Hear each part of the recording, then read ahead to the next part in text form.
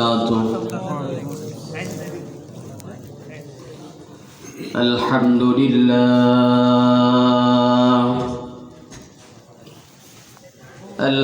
لله وكفى وسلام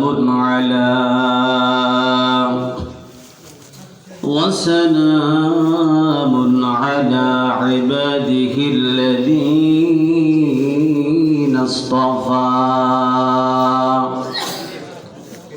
أما بعد فأعوذ بالله من الشيطان الرجيم. بسم الله الرحمن الرحيم.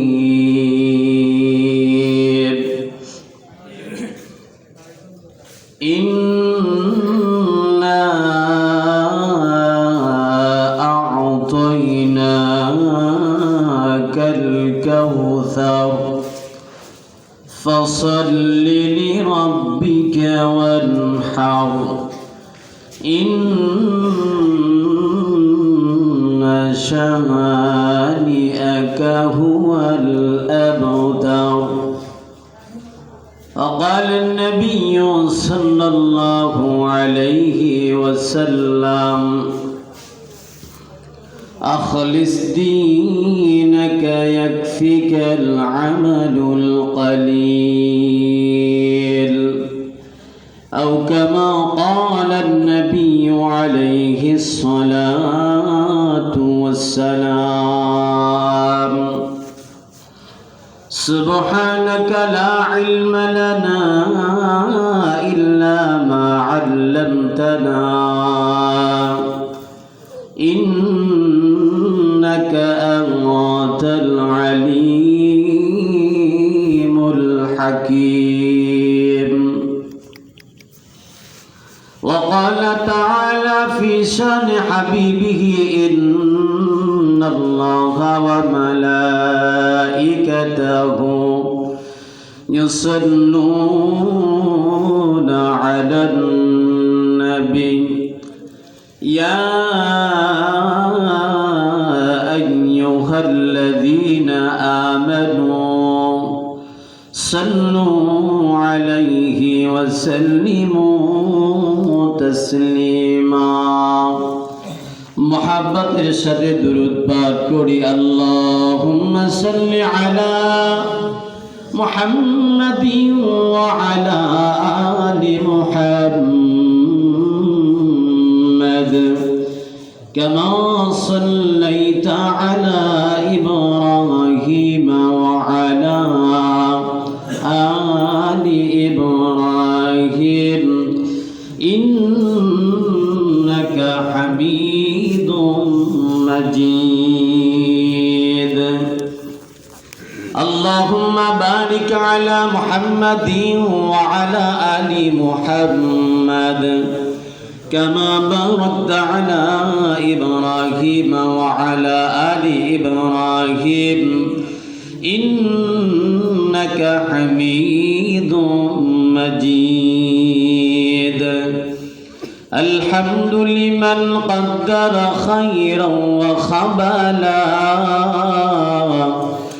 والشكر لمن صور حسنا وجمالا، والشكر لمن صور حسنا وجمالا. فرد صمد عن صفة الخلق بريء، رب جلي خلق الخلق كمالا. لا زد ولا ند ولا حد لمولاه الآن كما كان ولم يلق زوالا. محبতের সাথে একটু জিকির করি লা ইলাহা ইল্লাল্লাহ, আরো জোরে লা ইলাহা ইল্লাল্লাহ, লা ইলাহা ইল্লাল্লাহ, লা ইলাহা ইল্লাল্লাহ,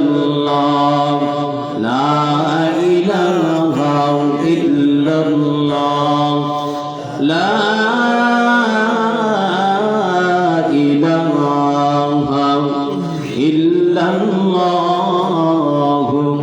মুহাম্মাদুর রাসূলুল্লাহ সাল্লাল্লাহু আলাইহি ওয়াসাল্লাম। আলহামদুলিল্লাহ, মহান আল্লাহ সুবহানাহু ওয়া তাআলার দরবারে লাখ কোটি শুকর এবং সুজুদ জ্ঞাপন করছি যে মহান আল্লাহ সুবহানাহু ওয়া তাআলা আল কারীম ইসলামিয়া মাদ্রাসার উদ্যোগে দ্বিতীয় বাৎসরিক তাফসীরুল কোরআন মাহফিলে আমাদের সকলকে কোরআনের মহাব্বতে, দ্বীনের মহাব্বতে, উলামায়ে কেরামের ভালোবাসায় মাগরিবের পর থেকে নিয়ে তখন পর্যন্ত গভীর রজনী পর্যন্ত বসে থাকার তৌফিক দান করেছেন, সেই ধৈর্য দিয়েছেন।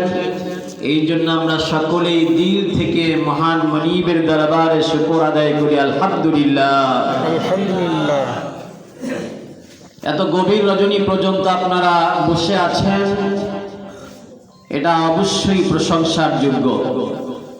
এই যে বসে থাকা, এটা অবশ্যই কোরআনের ভালোবাসায়, হাদিসের ভালোবাসায়, উলামায়ে কেরামের ভালোবাসার মহাব্বতই বসে আছেন। কথা বলুন ঠিক কি না?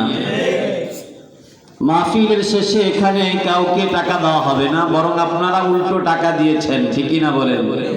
এই যে বসে থাকা, সম্মানিত সাবেক মেম্বার সাহেব তিনিও বসে আছেন, অতিথিবৃন্দ বসে আছেন, আপনারা বসে আছেন, এটা নিছক কোরআনের ভালোবাসা, আল্লাহর ভালোবাসা, রাসূলের ভালোবাসা। কথা বলুন ঠিক কি না? এই যে ভালোবাসার বহিঃপ্রকাশ আমরা করলাম, এটার জাযা খায়ের মৃত্যুর পরে পাওয়া যাবে কি যাবে না ভাই?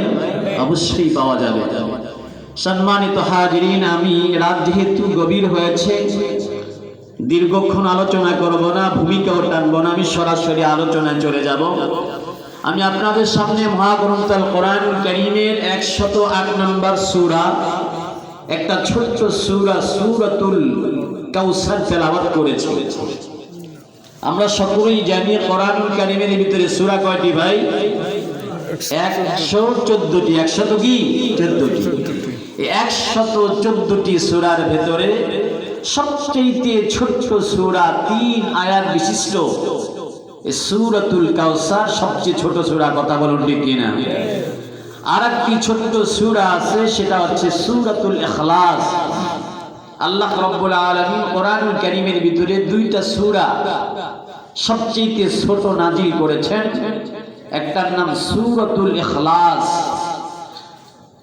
সূরাতুল ইখলাসের ভিতরে আল্লাহ রাব্বুল আলামিন তার শান নিয়ে, তার পরিচয় নিয়ে আলোচনা করেছেন। সুবহানাল্লাহ বলেন। শানে ইলাহির আলোচনা রব্বুল আলামিন সূরাতুল ইখলাসের ভিতরে করেছেন। আল্লাহর পরিচয় তিনি সুন্দর করে পৃথিবীর মানুষের কাছে তুলে ধরেছেন।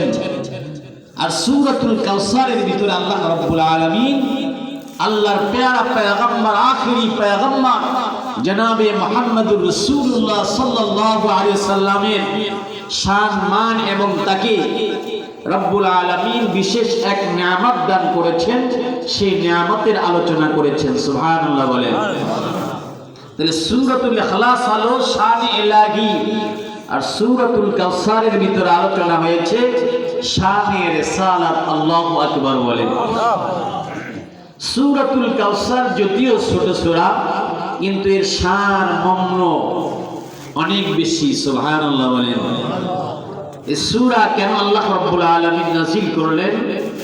এই সূরা নাযিল করার কারণ, প্রেক্ষাপট হচ্ছে তাফসীর ইবনে কাসির সহ একাধিক তাফসীরের কিতাবের ভিতরে এসেছে, তৎকালীন আজ থেকে ১৫০০ বছর আগে মক্কা মুআজ্জামায়, মক্কা মদিনার প্রথা ছিল, যখন কোনো মানুষের পুত্র সন্তান জন্মগ্রহণ করে ছোট্টবেলা মৃত্যুবরণ করত, তখন তারা তাকে বাতারা ফুলানুন বলে গালি দিত। বাতারা ফুলানুন এটা আরবি শব্দ, এর অর্থ হচ্ছে অমুকে লেসকাটা, নির্বংশ হয়ে গিয়েছে।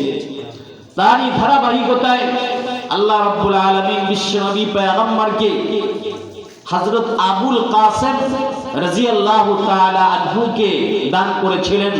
তিনি জন্মগ্রহণ করেছিলেন আল্লাহর নবীর পুত্র সন্তান। তিনি শৈশবেই যখন ইন্তেকাল করেছেন, তো মক্কার কাফের মুশরিক বেঈমানেরা বাতারা মুহাম্মদ নির্বংশ হয়ে গিয়েছে এই বলে তারা গালিগালাজ করতে লাগলো, নাউজুবিল্লাহ বলে। যখন এই ধরনের বিভিন্ন কথাবার্তা আল্লাহ নবীকে তারা বলল, তো আল্লাহর পয়গম্বর যেহেতু তিনি মানুষ, স্বাভাবিকভাবে তিনি মনে কষ্ট পেলেন, ব্যথা পেলেন, তিনি দুঃখ পেলেন যে আজকে আমার পুত্র সন্তান মারা গিয়েছে, যার কারণে মানুষ আমাকে বাতারা মুহাম্মদ বলে, তার মন খারাপ হয়ে গেল। তাফসীরের কিতাবের ভিতরে বিশেষ করে আস ইবনে ওয়াইলের কথা এসেছে।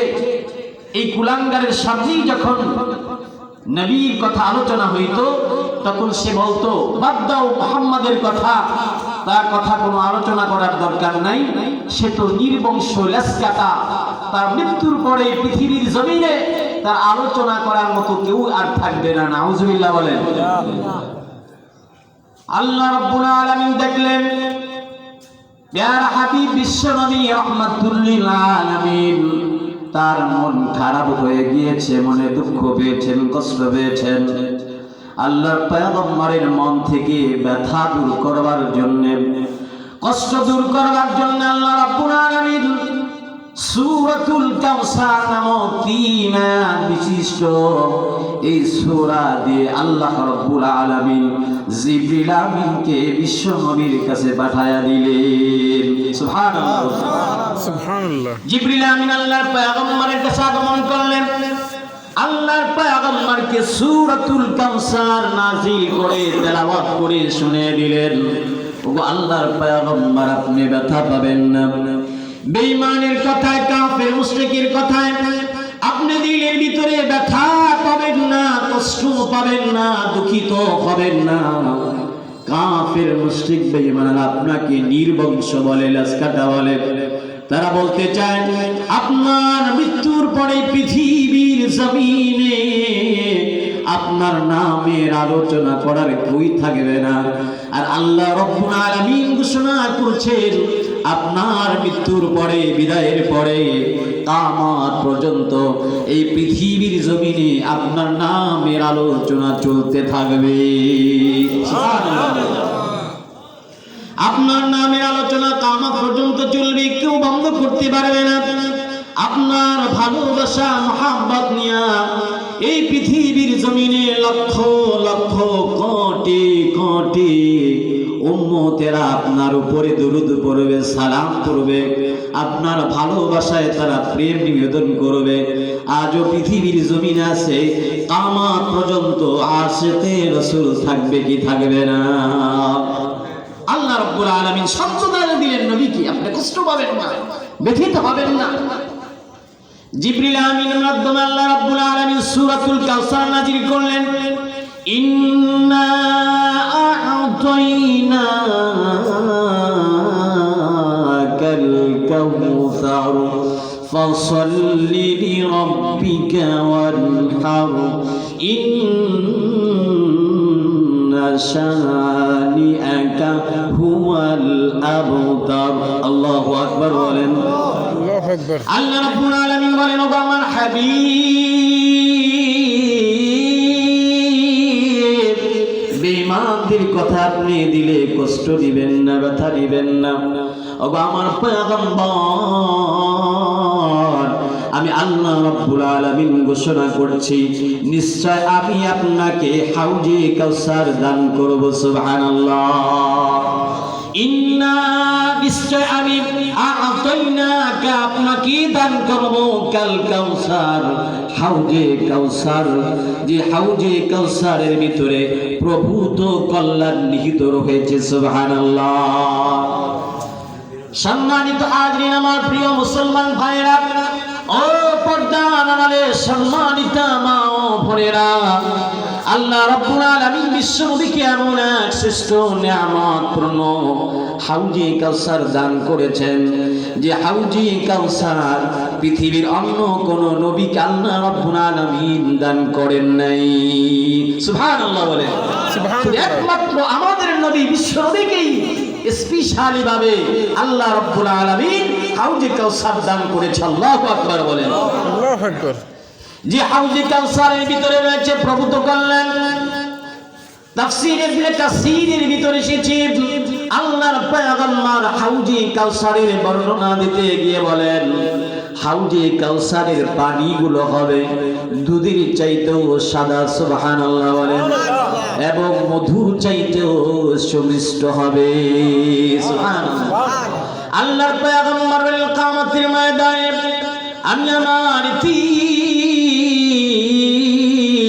উম্মতকে আমার নিজ হাতে হাউজে কাউসারের পানি পেয়ালা ভরে পান করাবো।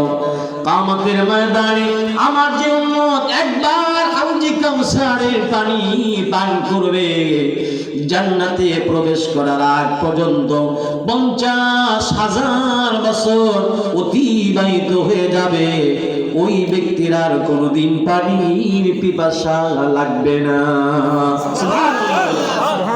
হাউজে কাউসারের পানি পান করতে আমরা চাই? যদি চাই তো আল্লাহর হুকুম রাসূলের সুন্নাহ মেনে চলতে হবে, কথা বলুন ঠিক কি না? যদি আমরা সুন্নাতকে আঁকড়ে ধরি, আল্লাহর নবীকে যদি আমরা ভালোবাসতে পারি, তার সুন্নাতের অনুকরণ যদি আমরা করতে পারি, আশা করা যায় কিয়ামতের ময়দানে আল্লাহর নবীর হাতে হাউজে কাউসারের পানি পান করতে পারবো, কথা বলুন ঠিক কি না? হাদিসে পাকের ভিতরে এসেছে আল্লাহর পয়গম্বর বিশ্বনবী বলেন, কিয়ামতের ময়দানে আমার উম্মতিরা আমার কাছে হাউজে কাউসারের পানি লাম করে ধরে পানি পান করবার জন্য আসতে থাকবে। আর আমি পয়গম্বর বিশ্বনবী আমার নিজ হাতে তাদেরকে পেলা করে হাউজে কাউসারের পানি পান করাবো, সুবহানাল্লাহ। বিশ্বনবী বলেন, ওই পান পাত্রের সংখ্যা কি তোমরা জানো নাকি? আকাশের নক্ষত্র সম পরিমাণ হবে হাউজে কাউসারের পানি পান পাত্র। আল্লাহু আকবার বলেন। আল্লাহর পয়গম্বর বলেন, আমার উম্মতেরা লাইন ধরে ধরে আমার কাছে আসতে থাকবে পানি পান করবার জন্য। হঠাৎ করে কিছু মানুষ আসবে, কিছু উম্মত আসতে চাইবে, তাদের সামনে ফেরেশতারা পর্দা দিয়ে দিবে, বাধা সৃষ্টি করবে। আল্লাহর পয়গম্বর বলবেন, রব্বুল আলামিন আমার উম্মতেরা আমার কাছে আসবে, তাদেরকে আমি নবী হাউজে কাউসারের পানি পান করাবো। কেন তাদেরকে আসতে বাধা দেওয়া হচ্ছে, নিষেধ করা হচ্ছে, আমি জানতে চাই। গায়ব থেকে আওয়াজ আসবে, আমার হাবিব,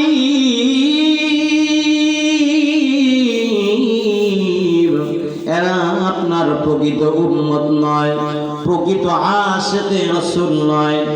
আপনি পৃথিবীর জমিন থেকে চলে আসার পরে, মৃত্যুবরণ করার পরে আপনি যে রক্ত মাখা দিন পৃথিবীর জমিনে রেখে এসেছেন, দান মোবারক শহীদ হওয়া দিন পৃথিবীর জমিনে রেখে এসেছেন, এই সমস্ত উম্মতেরা সেই দিনের ভিতরে নতুন নতুন জিনিস আবিষ্কার করেছে, ঠিক কিনা? এরা বেদাত সৃষ্টি করেছে, মানুষদেরকে গোমরাহ করেছে, নিজেরা পদের জন্য, টাকার জন্য নিজেরা অপদগ্রস্ত হয়েছে, মানুষদেরকেও গোমরাহ করেছে, বেদাত সৃষ্টি করেছে, নতুন নতুন জিনিস দিনের ভিতরে সংযোজন করেছে, বিয়োজন করেছে। সুতরাং এরা আপনার প্রকৃত উম্মত নয়, এরা হচ্ছে বাটপার, সিটার, ধোঁকাবাজ, কথা বলুন ঠিক কিনা? আজ কিয়ামতের ময়দানে তারা আপনার হাতে হাউজে কাউসারের পানি পান করতে পারবে না, নাউজুবিল্লাহ। সেদিন তাদেরকে হাউজে কাউসারের পার থেকে তাড়িয়ে দেওয়া হবে। কিয়ামতের ময়দানে নবীর সুপারিশ ছাড়া, হাউজে কাউসারের পানি পান করা ছাড়া কেউ জান্নাতে যেতে পারবে না, কথা বলুন ঠিক কি না? এই জন্য বেদাত করা যাবে না। আপনি সুন্নাত পারলে মানবেন, যদি না পারেন কিন্তু বেদাত করা যাবে না। যারা বেদাত করে দ্বীনের সাথে তাদের সাথে কোনো সম্পর্ক নাই, কথা বলুন ঠিক কি না? বেদাতীরা গোমরাহি, পথভ্রষ্ট। কুল্লু বিদআতিন দালালা ও কুল্লু দালালাতিন ফিন্নার।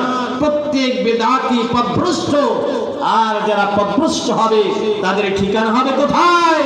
জাহান্নামে। কোথায় ভাই? জাহান্নামে।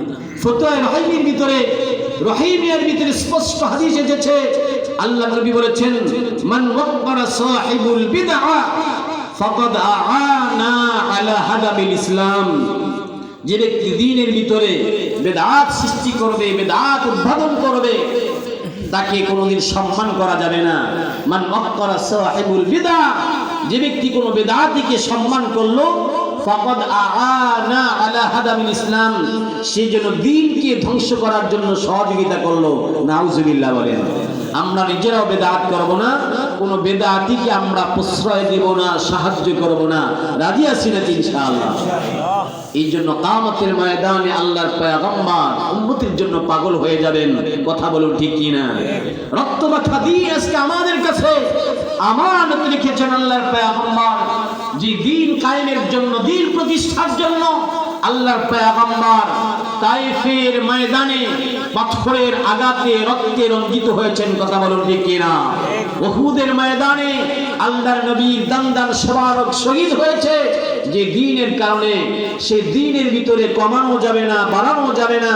যেভাবে আল্লাহর নবী রেখে দিয়েছেন, কিয়ামত পর্যন্ত এই পৃথিবীর জমিনে ওভাবেই দ্বীন থাকবে। কথা বলুন ঠিক কি না?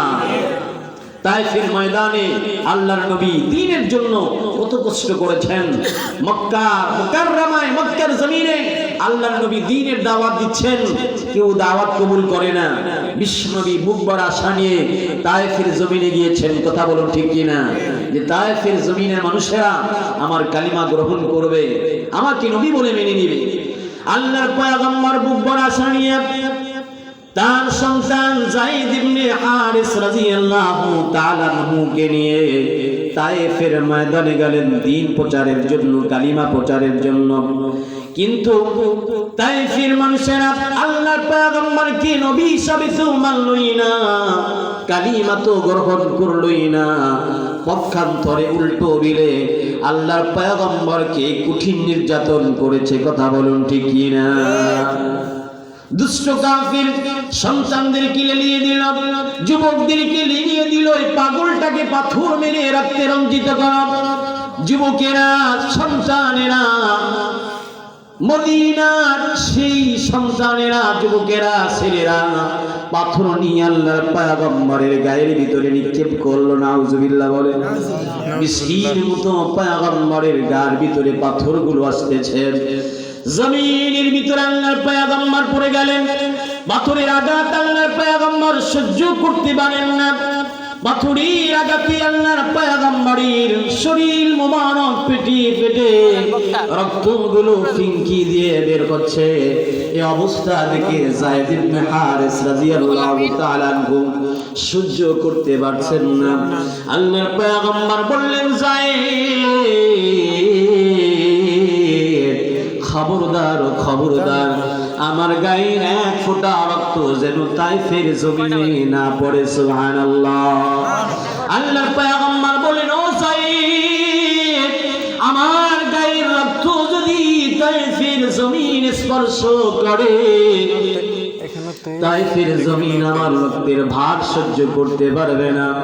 এই জমিনের ভিতরে, তায়েফের ভিতরে ভূমিকম্প সৃষ্টি হয়ে যাবে। আল্লাহু আকবার বলেন। আজকেও তো ভূমিকম্প হয়েছে। কথা বলুন ঠিক কি না? এই যে ভূমিকম্প হয়, কেন হয়? এগুলো আপনার আমার হাতের কামাই। কথা বলুন ঠিক কি না? আল্লাহর নবী আজ থেকে 1000 বছর আগে হাদিস বলেছেন, ও পৃথিবীর মানুষেরা, ও আমার উম্মতেরা, যখন পৃথিবীর জমিনে গুনাহ বেড়ে যাবে, জুলুম বেড়ে যাবে, চুরি ডাকাতি দর্শন খুন বেড়ে যাবে, তখন এই পৃথিবীর জমিনে ভূমিকম্প বেড়ে যাবে। কথা বলুন ঠিক কি না? আল্লাহ না করুক, আল্লাহ না করুক, এই 5 মাত্রার ভূমিকম্প যদি 7-8 মাত্রায় হইত। খবরে প্রতিবেদন শুনেছে বাংলার জমিনে শুধু ঢাকার শহরে 50 লক্ষ মানুষ মারা যাইত। কথা বলুন ঠিক কি না? আল্লাহ রাব্বুল আলামিন বাংলাদেশকে হেফাজত করেছেন কেন? এই বাংলাদেশ হলো উলামায়ে কেরামের দেশ। কথা বলুন ঠিক কি না? মসজিদ মাদ্রাসার দেশ, পীর আউলিয়ার দেশ। এই বাংলার জমিন হলো 360 আউলিয়ার দেশ। কথা বলুন ঠিক কি না? এই বাংলার জমিন অসংখ্য মাদ্রাসা আছে না নাই? মসজিদ আছে না নাই? পীর সাহেবদের হক্কানি খানকা আছে না নাই? বাংলার জমিনে অসংখ্য আলেম ওলামা হাফেজ আছে না নাই? আবার এই আলেম ওলামা হাফেজদেরকে মুহাব্বত কর্ণীওয়ালা তৌহিদি জনতা আছে না নাই? এদের বরকত তাআলা বাংলাদেশকে এখনো টিকিয়ে রাখছেন, কথা বলুন ঠিক কি না? বলতেছিলাম আল্লাহর পয়গম্বর বলেন, ও সাইদ খবরদার খবরদার সাবধান, আমার পয়গম্বরের শরীর থেকে যদি কোনো রক্ত তায়েফের জমিনে স্পর্শ করে রে, তায়েফের জমিন আর স্থির থাকবে না, ভূমিকম্প সৃষ্টি হয়ে যাবে। যায়েদ ইবনে হারিস রাদিয়াল্লাহু তাআলা আনহু বললেন, আমি কি করব? আমার গায়ে কাপড় ছিল, চাদর ছিল, ওই চাদরকে টুকরো টুকরো করে আমি পয়গম্বরের গা মোবারক থেকে রক্তগুলো মুছতেছিলাম। আল্লাহর পয়গম্বরের গায়ে মাসি পর্যন্ত বসা হারাম ছিল, কথা বলুন ঠিক কি না? এমন মায়ার নবীকে তায়েফের মানুষ চিনল না, বুঝলো না, সম্মান করলো না, কদর করলো না। আল্লাহর পয়গম্বরের সাহাবী সন্তান যায়েদ ইবনে হারিস রাদিয়াল্লাহু তাআলা আনহু বলেন, চাদরকে ছিঁড়ে ছিঁড়ে পয়গম্বরের শরীর থেকে আমি রক্তগুলো মুছতেছিলাম। এমন একটা সময় দেখলাম এক ফোঁটা রক্ত পয়গম্বরের গা থেকে ঝরে ঝরে জমিনে পড়বে বা আল্লাহ রাব্বুল আলামিনের কুদরতি দুনিয়ায় ঢেউ মেরে উঠেছে। আল্লাহু আকবার বলেন। আল্লাহু আকবার। আল্লাহ রাব্বুল আলামিন বলেন, জিবরাইল, ও জিবরাইল, এখনো তুমি বসে আছো, অপেক্ষা করছো, দেখো না আমার বন্ধু, আমার প্যারা হাবিব, যে নবী খাতিরে আমি কুল কায়নাত সৃষ্টি করেছি, কথা বলুন ঠিক কি না? যেই নবীর মহব্বতে খাতির আল্লাহ রাব্বুল আলামিন কুল কায়নাতকে সৃষ্টি করেছেন, যেই নবীর সম্মান আর মর্যাদা কাঁধ চুম্মি কিয়ামতের ময়দানে আমার নবী, আপনার নবী রাহমাতুল লিল আলামিন যতক্ষণ পর্যন্ত জান্নাতে প্রবেশ না করবেন, ততক্ষণ পর্যন্ত কোন নবী রাসূল জান্নাতে প্রবেশ করতে পারবে না। সুবহানাল্লাহ। কিয়ামতের ময়দানে যতক্ষণ পর্যন্ত আখিরি পয়গম্বরের উম্মতেরা জান্নাতে প্রবেশ না করবে, ততক্ষণ পর্যন্ত অন্য কোন নবী রাসূলের উম্মত জান্নাতে প্রবেশ করার পারমিশন পাবে না। আল্লাহু আকবার বলেন। আমার নবীর সম্মান আছে না নাই? আমার নবীর সম্মান আছে না নাই? আজ বাংলার জমিনে এক ধরনের এক শ্রেণীর কুলঙ্গারা, নাস্তিক, মুরতাদ, বেঈমানেরা আমার নবীকে নিয়ে বাজে মন্তব্য করে, কটূক্তি করে, কথা বলুন ঠিক কি না? আমার নবী কোন দলের নবী নয়, আমার নবী কোন রাজনীতি দলের নবী নয়, কোন গোত্রের নবী নয়, কোন বর্ণের নবী নয়, কোন জাতির নবী নয়। আমার নবী হলেন রাহমাতুল লিল আলামিন, কথা বলুন ঠিক কি না? আল্লাহ রাব্বুল আলামিন হলেন রাব্বুল আলামিন, तमाम কুল কায়নাতের রব আল্লাহ। আল্লাহ রাব্বুল আলামিন বলেন, আমার রুবুবিয়তের ক্ষমতা যেই এরিয়ার ভিতরে চলে, ওই এরিয়ার জন্য আমার পয়গম্বর হলো রহমত। সুবহানাল্লাহ। এই জন্য আমাদের নবী কোন দলের নবী নয়, কোন গোত্রের নবী নয়, কথা বলুন ঠিক কি না? আমাদের নবী আওয়ামী লীগের নবী, বিএনপির নবী, জাতীয় পার্টির নবী, জামাত ইসলামের নবী, কথা বলুন ঠিক কি না? চরমুনাইর নবী, খেলাফত মজলিসের নবী, দল মত নির্বিশেষে আমরা যারা কালিমা পড়েছি, আমরা যারা মুসলমান দাবি করি, আশিক রাসূল দাবি করি, আমাদের সকলেরই নবী হলেন পয়গম্বর, ঠিক কি না? এই নবীকে যদি দিয়ে কোন নাস্তিক, মুরতাদ, বেঈমান কটূক্তি করে, অবমাননা করে, কোন দল বুঝি না, কোন বর্ণ বুঝি না, আমরা সবাই কাফনের কাপড় মাথায় বেঁধে ময়দানে ঝাঁপিয়ে পড়ব, কথা বলুন ঠিক কি না?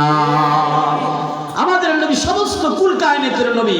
আল্লাহ রাব্বুল আলামিন আমাদের নবীকে সমস্ত মাখলুকাতের জন্য রহমত করে পাঠিয়েছেন। সুবহানাল্লাহ বলে। কিন্তু সেই নবীকে আজ আমরা চিনতে পারি না, কথা বলুন ঠিক কি না? যেই নবীকে মাসে সাল্লাল্লাহু হরিদি চিনল, আকাশের চাঁদ চিনেছে, কথা বলুন ঠিক কি না? যেই নবীকে উট চিনেছে, যেই নবীকে উস্তুনে হান্না মসজিদে নববীর ভিতরে একটা মৃত একটা খেজুর গাছ নবীর ভালোবাসায় দেওয়ানা হইয়া কাঁদতেছে। সুবহানাল্লাহ বলে। যেই নবীকে পাহাড় চেনে, যেই নবীকে আকাশের চাঁদ চেনে, কিতাবের ভিতরে ঘটনা এসেছে, পাহাড় আল্লাহর নবীর ভালোবাসায় কান্না করতেছে। সুবহানাল্লাহ বলেন। যারা মক্কা মদিনায় গিয়েছেন, মক্কা মদিনায় উহুদ পাহাড় আছে না নাই? মেম্বার সাহেব হয়তো মক্কা মদিনায় গিয়েছেন, মক্কা মদিনায় উহুদ পাহাড় আছে, সবচেয়ে বড় পাহাড়। কথা বলুন ঠিক কিনা? উহুদ পাহাড় আল্লাহর পয়গম্বরের প্রেমে দেওয়ানা হয়া ভালোবাসায় কান্না করে। আল্লাহর পয়গম্বরের আদত ছিল, অভ্যাস ছিল, যখন তিনি মদিনায় থেকে কোথাও সফরে বের হতেন, বাইর হইতেন, তিনি উহুদ পাহাড়কে সামনে নিয়ে বাইর হইতেন। আবার যখন সফর থেকে মদিনায় তিনি ফিরতেন, আসতেন, উহুদ পাহাড়কে সামনে নিয়ে পয়গম্বর ঢুকতেন। সুবহানাল্লাহ। একদিনের ঘটনা, আল্লাহর পয়গম্বর ঘটনাক্রমে ভুল করে উহুদ পাহাড়কে সামনে না নিয়ে অন্য এক রাস্তা দিয়া আল্লাহর পয়গম্বর মদিনায় প্রবেশ করবেন। ইতিমধ্যে জিবরিল আমিন হাজির হয়ে গেছে। আল্লাহু আকবার বলেন। জিবরিল আমিন বলেন, আসসালাতু ওয়াসসালামু আলাইকা ইয়া রাসূলুল্লাহ, আসসালাতু ওয়াসসালামু আলাইকা ইয়া হাবিবাল্লাহ। ও আল্লাহর পয়গম্বর, এই রাস্তা দিয়া মদিনায় প্রবেশ করা যাবে না। আল্লাহু আকবার বলেন। আল্লাহর পয়গম্বর বাইরে বলেন, জিবরাইল, কেন আমি এই রাস্তা দিয়া মদিনায় প্রবেশ করব না, জানতে চাই। আল্লাহর পয়গম্বর কি জিবরিল আমিন বললেন, ওগো আল্লাহর পয়গম্বর, উহুদ পাহাড় আপনার বিচ্ছেদের বের হয়, আপনাকে না দেখে উহুদ পাহাড় আপনার ভালোবাসায় কান্না করতেছে। সুবহানাল্লাহ।